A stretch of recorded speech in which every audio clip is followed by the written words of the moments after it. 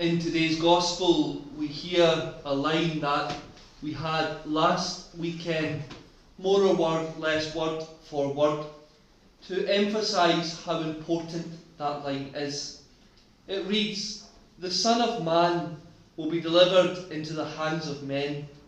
They will be put to death, and 3 days after he has been put to death, he will rise again." At the very heart of our Catholic faith is the belief that Jesus is God and that he is man. That Jesus was born for our salvation. That Jesus died for us. And that after 3 days, Jesus rose from the dead. It's no easier today than it was in the time of Jesus to believe these facts of faith. We must meet the living Jesus in our own lives before we can truly commit ourselves to him.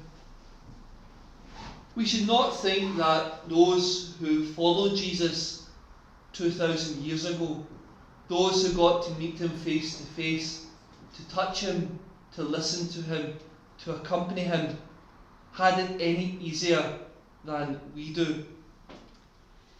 They also found it difficult to believe that Jesus was God and that he would rise from the dead.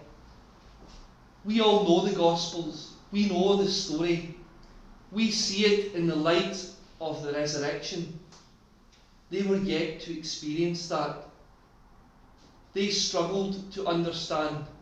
And sometimes today, like them, we struggle. The church encourages us, all of us, to have a personal relationship with Jesus, to know him, to love him, to follow him. How do we know what Jesus is offering us if we don't take time out of our busy lives to listen to him, to see exactly what he has to offer and what he's asking of us? The world is full of distractions. Our lives are full of distractions. But the Lord looks to act in those quiet moments, to communicate with us, to speak to us, to let us know his plans, to make himself available to us. Of course, we meet Jesus in the scriptures when we come to Mass. We listen to his word. But we also hear that word whenever we read the Bible, whenever we meditate upon the stories of Jesus, when we hear his words. We meet Jesus more personally in Holy Communion, when in the most intimate of ways he comes into our lives and into our souls. We meet Jesus in and through his mercy in the sacrament of confession, when we allow ourselves to be immersed in his love, to receive his forgiveness. In so many different ways, Jesus is making himself available to us. He's making himself known to us.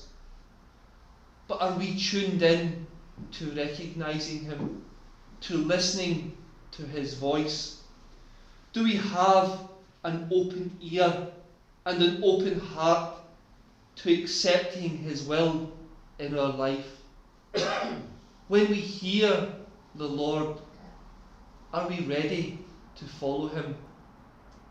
Or are we happy to close our ears and pretend we never heard him in the first place?